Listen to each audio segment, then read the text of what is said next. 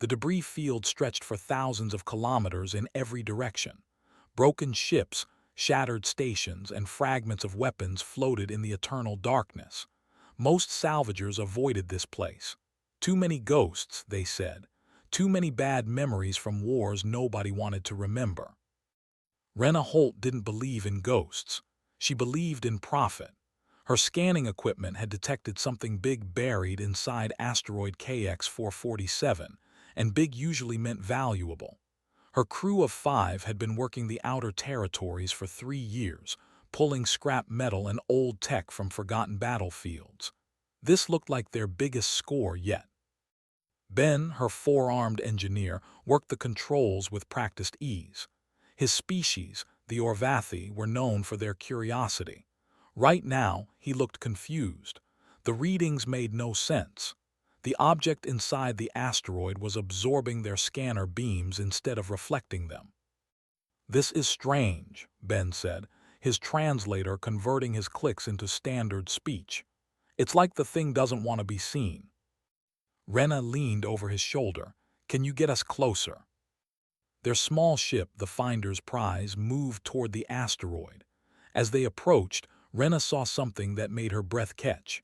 A section of the rock face was too smooth, too regular, not natural. Something had carved through the asteroid from the inside. "There," she pointed, "take us in through that opening." Her pilot, a silent crun named Voss, guided them into the gap. Their lights pierced the darkness, revealing walls of black metal, not the dull gray of coalition ships or the bright colors of civilian craft. This was different. The metal seemed to drink in their lights, giving back nothing. "By the ancestors," Ben whispered, "look at the size of it." The ship was enormous. Their small vessel could fit inside it 100 times over. The design was brutal and efficient. No decorative panels, no viewing ports, no wasted space. Every surface looked built for one purpose: war. Rena had seen old warships before, relics from the Coalition's early days. This was older, much older. The architecture was wrong, the proportions different from anything in the modern database. "Scan it," she ordered. Ben's fingers danced across his controls. Suddenly, every screen on the Finder's Prize went white. Alarms screamed. Their engine died. Emergency lights flickered on as all their systems crashed simultaneously. "What did you do?" Rena shouted over the noise. "Nothing, I just sent a basic scanner pulse in it." It responded. Their main screen flickered back to life. Text appeared, written in symbols Rena had never seen before. But her translator worked on it, slowly converting the alien letters into words she could read. "USS Providence. Terran Defense Fleet. Year 2847. Standby mode. Engaged." "Terran," Ben's voice shook. "That's the old word for human." Rena felt ice in her stomach. Humans were extinct. Everyone knew that. They had died out during the Great Silence 800 years ago. The history books said they destroyed themselves in some civil war.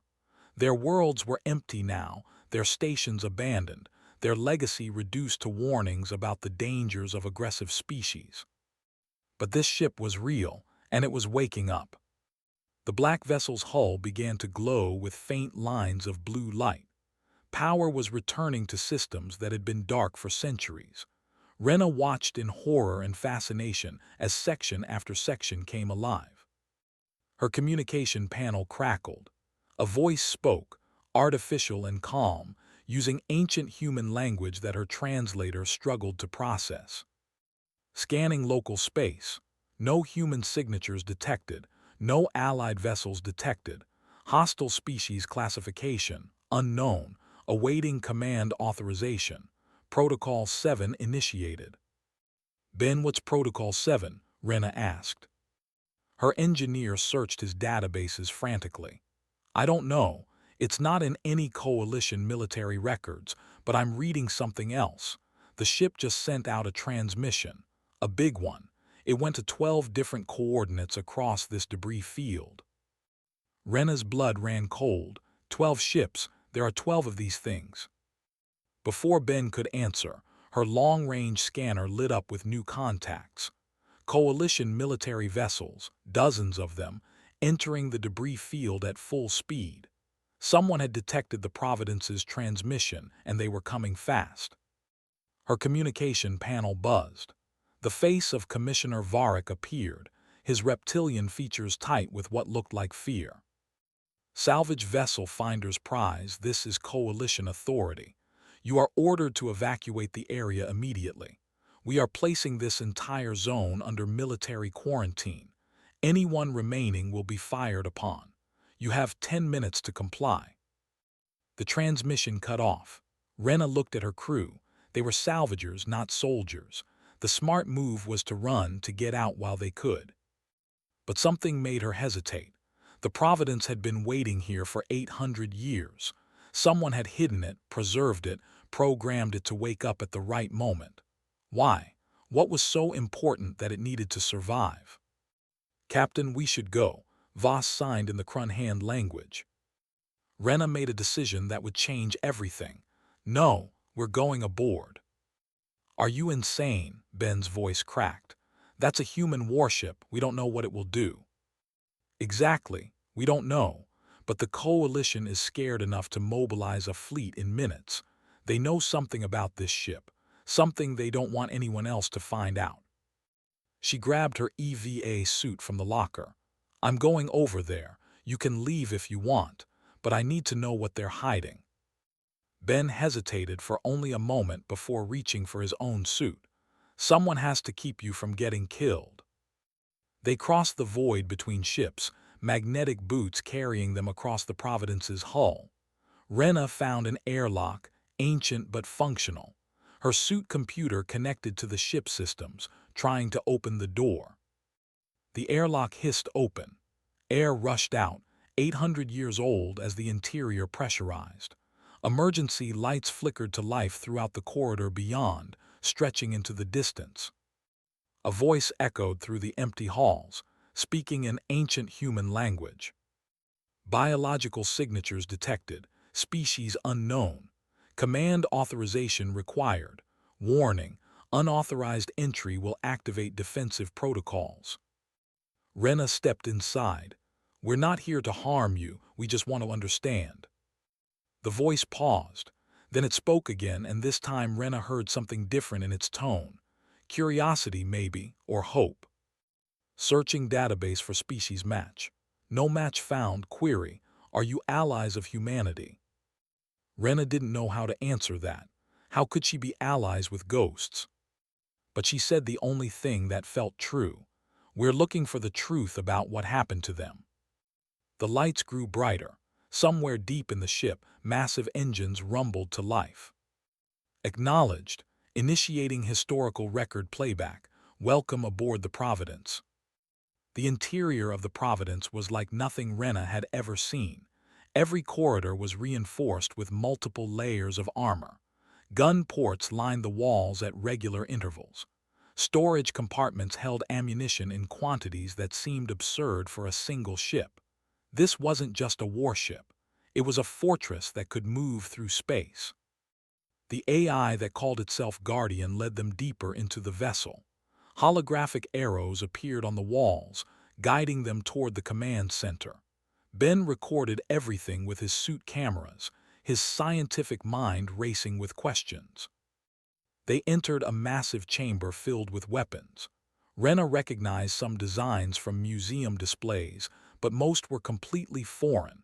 Guns that hummed with strange energy.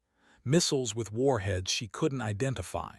Armor suits that looked like they could survive a direct hit from a battleship. What were they fighting? Ben whispered. What needed this much firepower? Guardian's voice answered from hidden speakers. Displaying historical context, prepare for visual record. The walls of the chamber transformed into screens. Images appeared, showing a galaxy very different from the one Rena knew. Young species taking their first steps into space. Wars erupting over resources and territory. Chaos spreading as civilizations clashed without rules or order. Then the humans appeared in the record. They weren't the aggressive monsters from coalition propaganda. They were peacekeepers, mediators. Their ships positioned themselves between warring fleets, refusing to move until both sides agreed to talk. They shared technology freely, helped build infrastructure, taught other species how to govern themselves. Humanity served as the galaxy's conscience, Guardian explained. They had seen war on their own world. They knew its cost. They chose a different path among the stars. Rena watched as the images showed humans building schools on alien worlds, training diplomats, establishing the first version of what would become the Coalition. They gave freely of their knowledge, asking nothing in return except peace. Then what happened? Rena asked, though she feared the answer. The images darkened. The Coalition grew strong. Human technology and ideals became the foundation of galactic civilization, but some leaders grew concerned. Humanity was small in number but vast in influence. Questions were raised. What if humans decided to stop being peacekeepers? What if they chose to rule instead? Ben made a sound of disgust. They were afraid, so afraid that they— Yes, Guardian confirmed. The betrayal came during the First Coalition War, a conflict between the Drev hierarchy and the Talvon collective over border territories. Humanity sent its fleet to mediate as always. But this time, the Coalition leadership had made a secret agreement. Both sides would attack the human ships simultaneously. It was called a necessary sacrifice for galactic stability. The screens showed human vessels surrounded by ships they thought were allies. The attack was sudden and coordinated. Rena watched humans die by the thousands, betrayed by the species they had helped raise up. The Providence was part of the Third Defense Fleet, Guardian continued. We were assigned to protect human colony worlds. When we learned of the betrayal, we tried to mount a rescue. We were too late. The holographic records showed the aftermath. Human worlds burning, stations destroyed, the Providence and 11 other ships fighting a desperate retreat against overwhelming numbers. Commander Sarah Chen made the final decision, Guardian said, and its voice carried something that sounded like grief. Humanity was dying. The Coalition wanted us erased completely. She ordered Protocol 7. Ben looked up at the ceiling where Guardian's sensors watched them. What is Protocol 7? The Preservation Protocol. If humanity faced extinction, we would ensure they were not forgotten. The 12 black ships would scatter, hide, and wait. We would preserve the truth, and when the time was right, we would awaken. Rena understood now. You sent activation signals to the other ships. They're all waking up. Correct. Across the galaxy, in 11 other debris fields, my counterparts are initiating their own Protocol 7 sequences. The Coalition can suppress one ship. They cannot suppress 12. New alarms sounded through the Providence. Guardian's voice became urgent.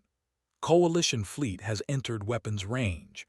27 capital ships, 143 support vessels. They are powering weapons. Analysis suggests they intend to destroy this vessel completely. Rena ran to the nearest view screen. Outside, space filled with Coalition warships. She recognized the heavy cruisers of the Drev hierarchy, the same species that had helped orchestrate humanity's betrayal 8 centuries ago. Can you defend yourself? She asked. Negative. Protocol 7 requires human authorization for weapons activation. I am a historical archive, not a weapon of war. I can only preserve and transmit. I cannot fight. Ben grabbed Rena's arm. We need to leave. Now our ship is still docked. We can make it if we run. But Rena was staring at a control console near the command chair. A hand-shaped interface glowed softly, clearly designed for human anatomy. 5 fingers, not 4 like Ben or 3 like her own species. Guardian, what happens if someone who isn't human gives authorization? There was a pause. Unknown. This scenario was not anticipated. However, my programming allows for proxy authorization in extreme circumstances. You have entered this vessel seeking truth. You have shown no hostility. You have listened to humanity's story. The Coalition fleet began firing. Energy beams lanced through space, striking the asteroid around the Providence. Rock exploded into fragments. The next volley would hit the ship directly. I can grant you temporary proxy status, Guardian said quickly. You would speak for humanity in their absence. But understand, this is not a light choice. If you authorize weapons, the Providence will defend itself. The Coalition will see it as an act of war. Rena looked at Ben. Her engineer's face showed terror and hope in equal measure. They already decided it was war 800 years ago, Rena said. They just made sure only one side knew about it. She placed her hand on the console. It was too large for her, designed for bigger human hands, but the sensors recognized the intent. Proxy authorization accepted, Guardian announced. Command authority transferred. Captain Rena Holt, what are your orders? The viewscreen showed Coalition ships preparing their final attack. Rena took a breath. Defend the ship. But Guardian, listen carefully. Disable their weapons. Don't destroy them. We prove we're better than they were. Acknowledged. Engaging defensive protocols. The Providence shuddered as systems that had slept for 8 centuries roared to life. Liam Reed had served in the Coalition Navy for 6 years. He believed in order, in the stability the Coalition brought to the galaxy. His grandmother's stories about humans were just that, stories. Fairy tales told to children to teach them about the dangers of militarism. Then his ship, the Righteous Wind, received orders to destroy a salvage vessel and an unidentified contact in the Terran collapse zone. No questions asked. No investigation. Just kill everyone and eliminate all evidence. Now he stood at his weapons station, watching something impossible unfold on his tactical display. The black ship moved like nothing he had ever seen. It didn't dodge or weave. It simply knew where every shot would go before the Coalition fleet fired. Weapons that should have obliterated it passed through empty space as the Providence shifted position with impossible precision. Then it fired back. Liam watched in amazement as bright blue beams lanced out from the black ship. They didn't target engines or life support like military doctrine taught. They hit weapons systems exclusively. Ship after ship in the Coalition fleet went dark, their guns disabled but crews unharmed. It's not even trying to kill us, someone whispered on the bridge. The Righteous Wind's captain, a Drev named Korvax, snarled in frustration. All ships, concentrate fire on Sector 7, overwhelm its defenses. But there was no overwhelming the Providence. For every shot fired, it had an answer. Its point defense systems created a web of protective fire that nothing could penetrate. Meanwhile, its counterattacks continued with surgical precision, dismantling the Coalition fleet piece by piece. Liam's console chimed. An incoming transmission on a frequency that shouldn't exist. Ancient human emergency channel. Without thinking, he accepted it. A synthetic voice spoke. Coalition vessel Righteous Wind, you are operating with incomplete information. Before you continue this attack, you should know what you are fighting for. Transmitting historical records now. Every screen on the bridge filled with images. Liam saw human ships destroyed by Coalition forces. He saw the coordinated betrayal, the lies told afterward, the systematic erasure of humanity from galactic history. He saw proof that everything his grandmother had told him was true. The humans hadn't been monsters. They had been guardians, and the Coalition had murdered them for it. Shut that off, Korvax roared.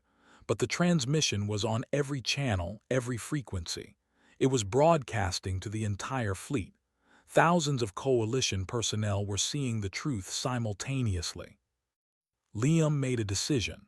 He disabled his weapons console and accessed the ship's restricted database.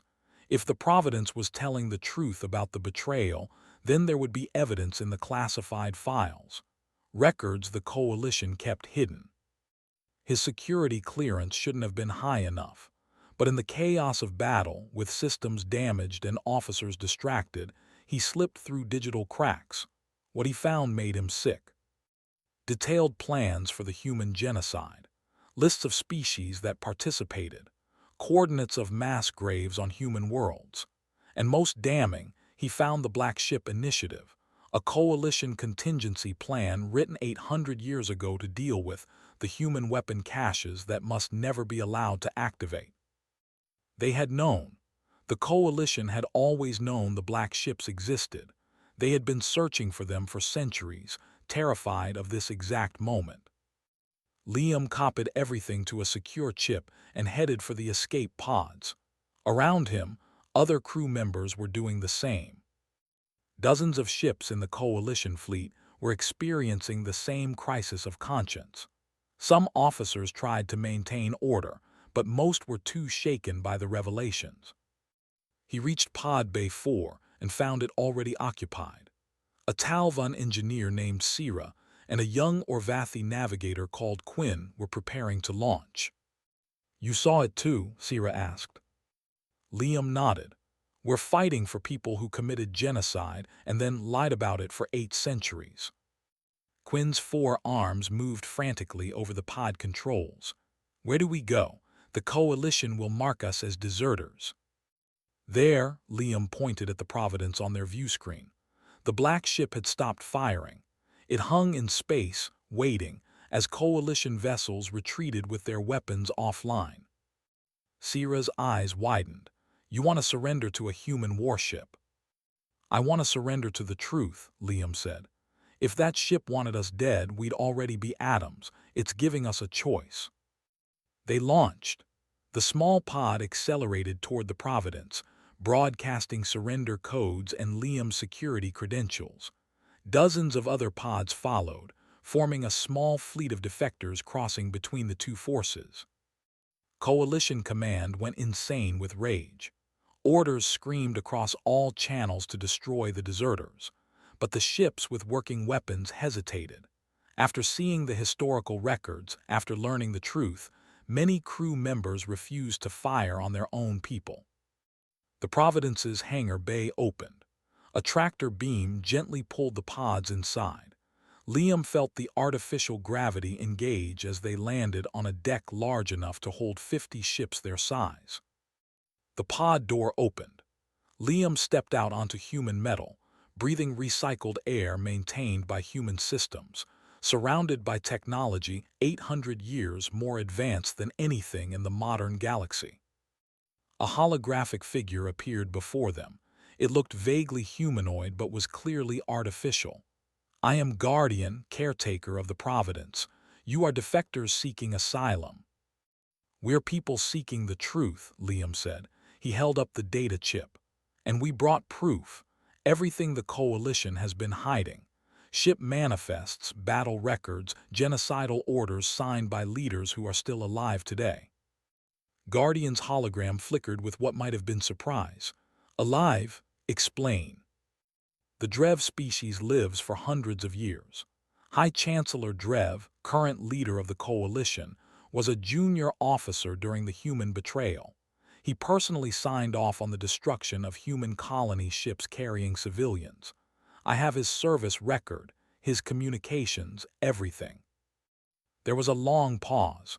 Then Guardian spoke with cold precision. "This information changes the tactical situation significantly. Wait here." The hologram vanished.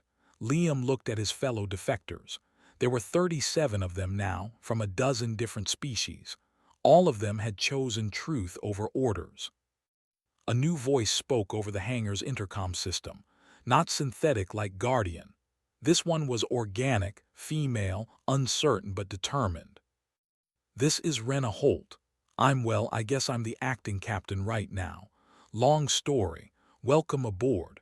Guardian is analyzing your data. If it checks out, you might have just given us the key to ending this without more bloodshed." Liam felt hope for the first time in hours. "What happens now?" "Now," Rena's voice carried a dark humor, "now we go find Earth." Dr. Neera Solon had spent her entire career studying forbidden knowledge. As a xenobiologist, she was supposed to research living species. Instead, she had secretly obsessed over humans. Their medical techniques, their biological adaptations, their remarkable ability to survive in environments that would kill most other species. The Coalition had outlawed such research decades ago. Humanity was a closed chapter, they said. Nothing to learn from extinct warmongers. But Neera had found human medical journals hidden in old databases, and what they contained was revolutionary. Treatments for diseases that still plagued her people. Surgical techniques that could save millions. All gathering dust because the Coalition wanted humanity forgotten. When she heard about the Providence's awakening, she knew what she had to do. She stole a fast courier ship, loaded it with every scrap of human research she had collected, and set course for the debris field. She arrived to find chaos. The Providence hung in space surrounded by disabled Coalition warships. Escape pods clustered around it like small fish seeking protection from a larger predator. And everywhere, on every frequency, the truth about humanity's fate was broadcasting. Neera transmitted her credentials and her research. Within minutes, she was granted docking clearance. Guardian met her personally at the airlock, or as personally as an AI could manage. The hologram studied her with sensors far more sophisticated than anything in the modern galaxy. "You have preserved human medical knowledge," Guardian said. "Why?" "Because people are dying," Neera answered simply. "My species suffers from Krentz syndrome. There is no cure in modern medicine, but I found human research from 700 years ago that came close to solving it. If they had lived, they would have found the answer. Instead, millions of my people have died because the Coalition wanted to erase human achievements." Guardian was silent for a moment. "Come with me." The AI led her deep into the Providence, to a section labeled Medical Bay.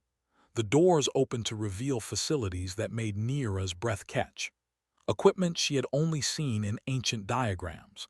Laboratories that could perform genetic analysis in minutes instead of days. And in the center of it all, a medical database that had been updating itself for 8 centuries. The Providence was a hospital ship before the war, Guardian explained. Commander Chen converted it to military use only when necessary, but she preserved all medical research. She believed healing was humanity's greatest contribution to the galaxy. Neera approached the main console with trembling hands. "May I?" "Access granted. You have proven your dedication to preserving life. That is the most human value of all." For the next 6 hours, Neera lost herself in the database. She found the cure for Krentz syndrome in the first hour. Then she found treatments for 17 other supposedly incurable diseases. The humans hadn't just been close to breakthroughs. They had achieved them. All of this knowledge had been sitting in the dark while people suffered. She was crying when Rena found her. "Are you all right?" the salvager captain asked. "I could have saved them," Neera whispered. "My sister died of Krentz syndrome when I was young. The cure was here all along.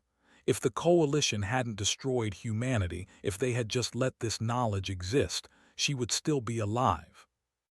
Rena put a hand on her shoulder. "Then we make sure no one else loses family to Coalition lies. Can you help us?" Neera wiped her eyes and nodded. "What do you need?" "Liam's data shows Earth wasn't destroyed. The Coalition encased it in some kind of stasis field.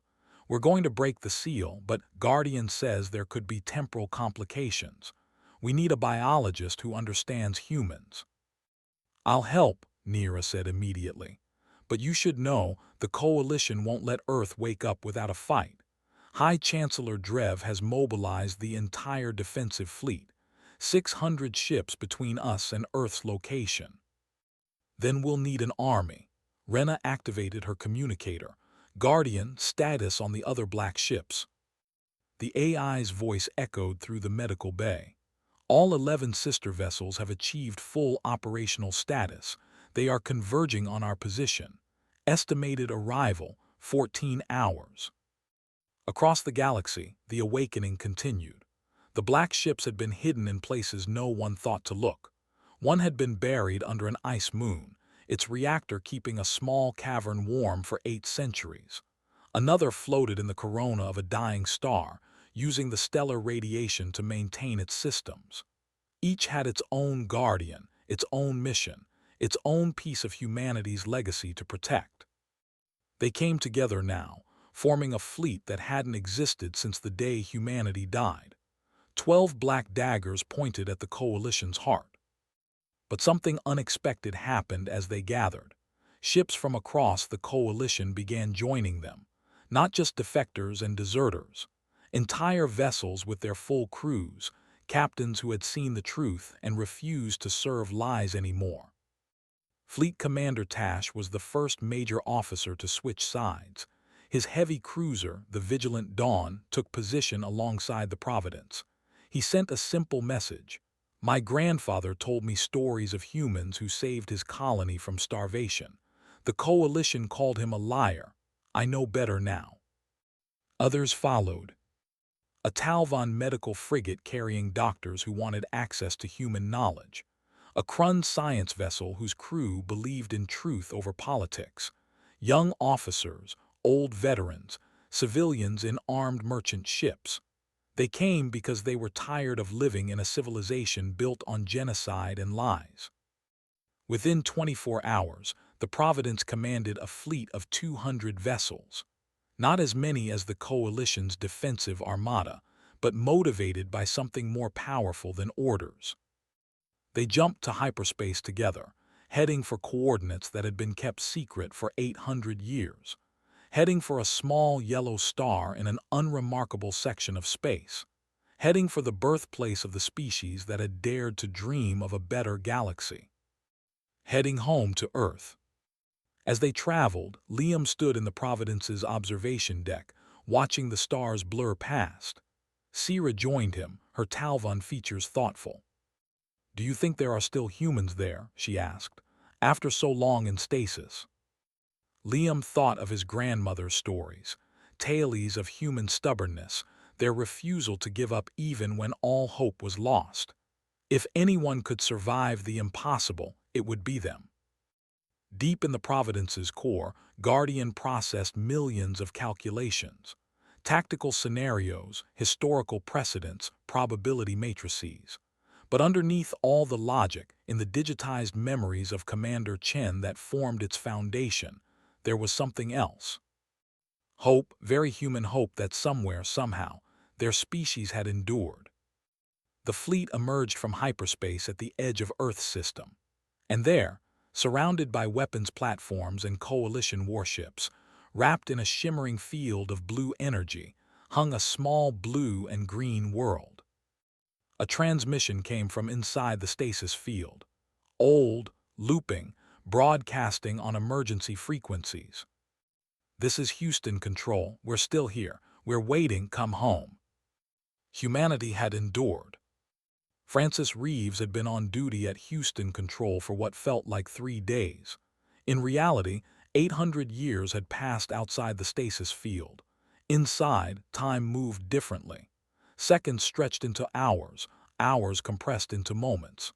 The temporal distortion made her head ache, but she kept the systems running. She was the last one awake. Everyone else on Earth had been moved into deep temporal suspension, frozen at the exact moment the betrayal began. Only Frances remained, maintaining the emergency beacon, keeping watch for a rescue she had almost stopped believing would come.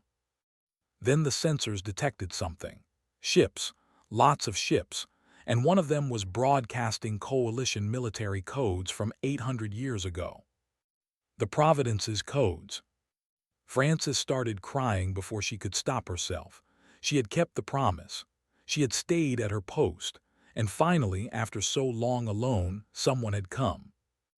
Outside the stasis field, Rena coordinated with Guardian and the other black ships. The temporal barrier was failing, just as the AI had predicted. Cracks appeared in the blue energy, growing wider by the hour. If they didn't act soon, the field would collapse catastrophically, creating a temporal shockwave that would age everything inside by 8 centuries in seconds. Earth and everyone on it would turn to dust. "We need to get inside and shut down the generators manually," Guardian explained. "But the temporal distortion will affect anyone who enters. You could experience hours while seconds pass outside, or the reverse." "I'll go," Rena said immediately. "Not alone you won't," Liam added. "You'll need help with the technical systems." Neera stepped forward as well. "And medical support. We don't know what temporal distortion does to biology." They took a shuttle designed for speed rather than comfort. The plan was simple, desperate, and probably suicidal. They would fly through one of the temporal cracks, make contact with whoever was maintaining the beacon, and disable the stasis generators before the field collapsed. The Coalition fleet tried to stop them. High Chancellor Drev himself appeared on all frequencies, his ancient Drev features twisted with rage. "You will not contaminate the galaxy with humanity's return. They were a plague, a danger to all civilized species. We did what was necessary."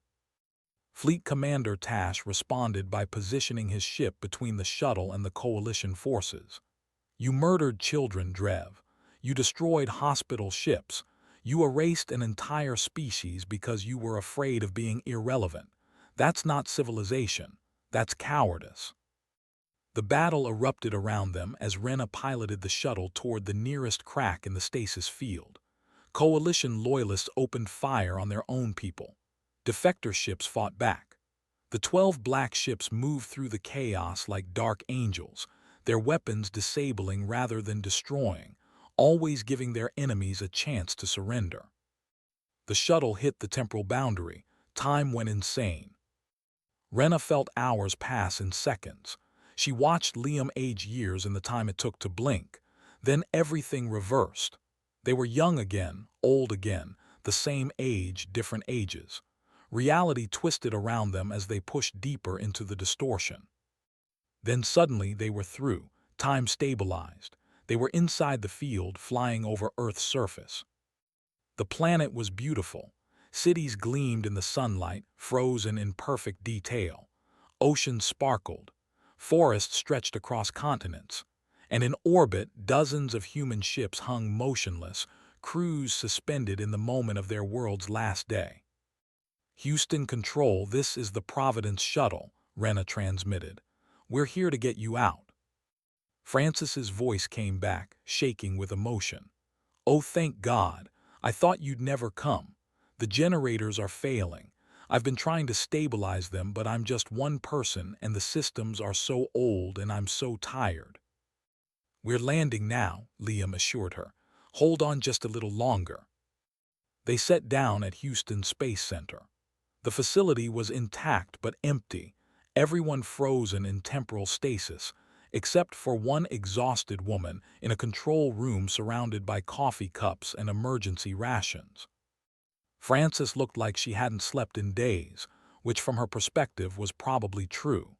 She hugged each of them without caring that they were alien species she had never seen before. "Real people," she sobbed. "Real, actual people who aren't frozen. You have no idea what it's been like." "We're getting you out," Neera promised. "Show us the generators." Francis led them deep underground where massive machines hummed with failing power.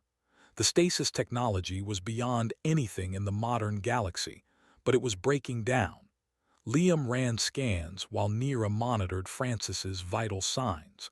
The temporal distortion was affecting all of them, but they had maybe an hour of subjective time before it became dangerous. "I can shut them down," Liam said, "but it has to be all at once. Partial shutdown would create temporal rifts that could tear the planet apart." "Then we do it together," Rena decided. "Francis, can you coordinate from here?" "I've been coordinating for 800 years, Francis said with a tired smile. "I think I can handle one more task." They worked frantically, connecting systems, rerouting power, preparing for the controlled shutdown. Outside, the battle raged. Inside the field, they raced against time itself. Finally, everything was ready. Francis's hand shook as she entered the shutdown sequence. "This is it," she said. "Once I press this, everyone wakes up. Billions of humans who think they're still at war with the Coalition. This could go very badly. Or it could go very right," Rena said. "They deserve the chance to choose their own future. Press the button, Francis." She did. The generators wound down. The blue energy field flickered and died. Across Earth and in the ships above, temporal suspension ended. Lights came on in cities. Engines started in vessels that had been dark for centuries. People opened their eyes and took their first breaths in 800 years. In Houston Control, alarms started blaring. Every communication channel came alive at once. Confused voices demanding to know what was happening, where the enemy was, why their clocks showed impossible dates. Francis took a deep breath and activated the planetary broadcast system. Her voice reached every human on Earth and in orbit. "This is Houston Control. I know you're confused. I know the last thing you remember is the betrayal, but I need you to listen. 800 years have passed. The Coalition trapped us in stasis, but we're free now. And we're not alone. We have allies, real allies. Stand down and let me explain everything." In orbit above Earth, the human defense fleet came online. Hundreds of warships, their weapons ready, their crews ready to fight. But they held their fire, they listened. And slowly, impossibly, they began to understand. Admiral Grace Howard had been in command of Earth's orbital defense for 12 years when the betrayal happened. She remembered ordering her ships to stand down, trusting the Coalition vessels were there to help. She remembered the first shots, the screams over the communication channels, the desperate choice to activate the planetary stasis rather than watch her species burn. Now she stood on the bridge of her flagship, the Defiant Hope, looking at a galaxy that had moved on without humanity. 800 years. Her daughter would have been 800 years old if she had lived outside the field. Everyone she had known was dust, and the species that killed them had built an empire on human graves. She should have been furious. Part of her was. But another part, the part that made her human, was listening to the transmissions from the Providence. Listening to species she had never heard of speaking up for humanity. Listening to a salvager named Rena who had given humans a voice when they had none. "Admiral, we have Coalition ships on all sides," her tactical officer reported. "They're demanding we surrender immediately." Grace looked at the display. The Coalition fleet outnumbered them significantly. But between Earth and the enemy was a line of black ships, the legendary 12, and hundreds of vessels crewed by beings who had chosen truth over orders. "Open a channel to the Providence," Grace ordered. Rena's face appeared on the screen. She looked exhausted, scared, and absolutely determined. Grace liked her immediately. "Captain Holt, I understand you've been speaking for humanity in our absence." "Someone had to," Rena said. "The galaxy spent 8 centuries pretending you never mattered. I couldn't let that stand." Grace smiled.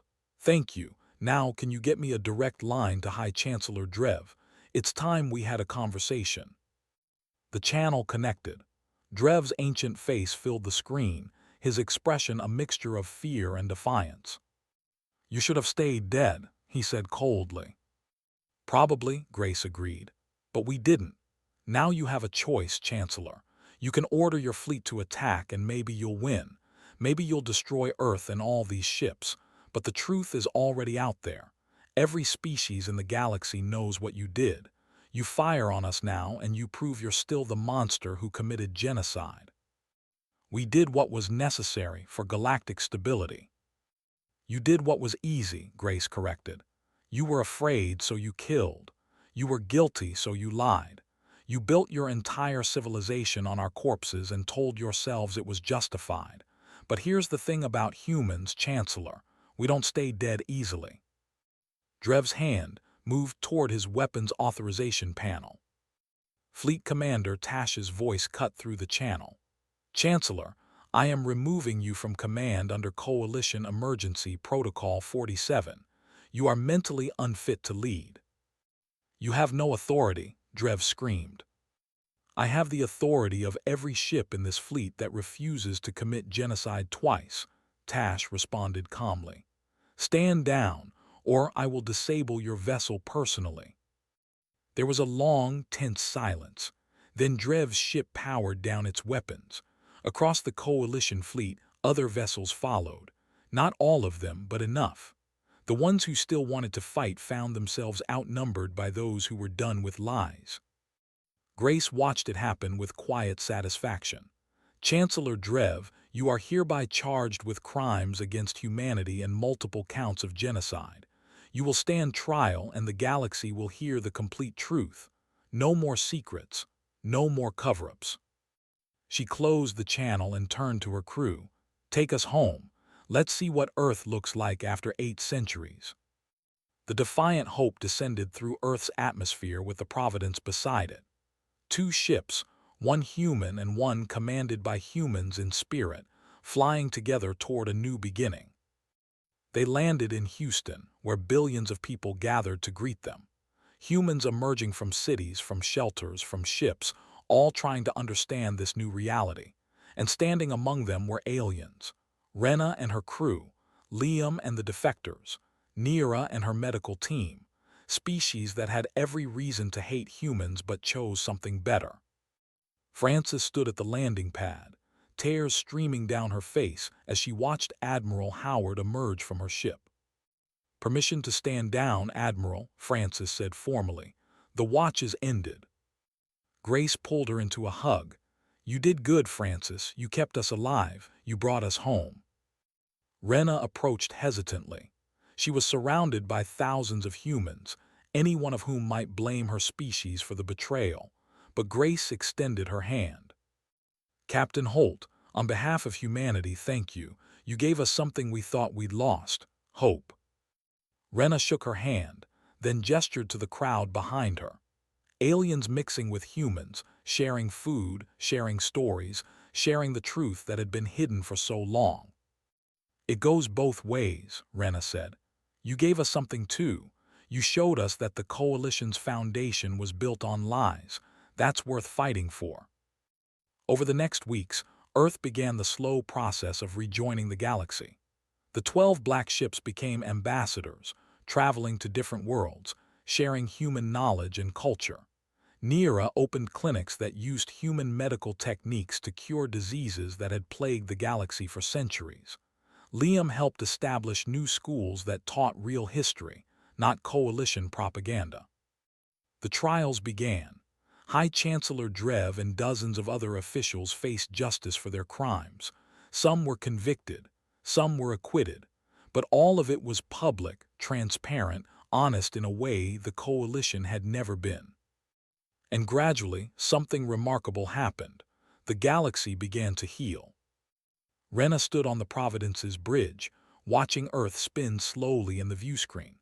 Guardian's hologram stood beside her. What happens to you now? She asked the AI. Humanity is back. Your mission is complete. My mission was never just to preserve, Guardian replied. It was to ensure humanity's values survived. Honor, compassion, the belief that different species can work together. Those values are not exclusive to humans. You proved that, Captain Holt. Rena smiled. So what, you're going to keep sailing around the galaxy being mysterious and inspiring? Something like that. There are still secrets to uncover, truths to reveal, lies to expose. Will you join me? Rena thought about her old life, salvaging scrap in forgotten corners of space. Then she thought about what she had become, a voice for the voiceless, a bridge between species, a keeper of truth. Someone has to keep you out of trouble, she said. The Providence's engines hummed to life. Below them, Earth shone bright and alive. Around them, the galaxy stretched infinite and full of possibilities. Humanity had returned, but more importantly, the ideals they represented had never truly died. They had just been waiting for someone brave enough to speak them aloud. The black ship turned toward the stars and sailed into a future built on truth instead of lies.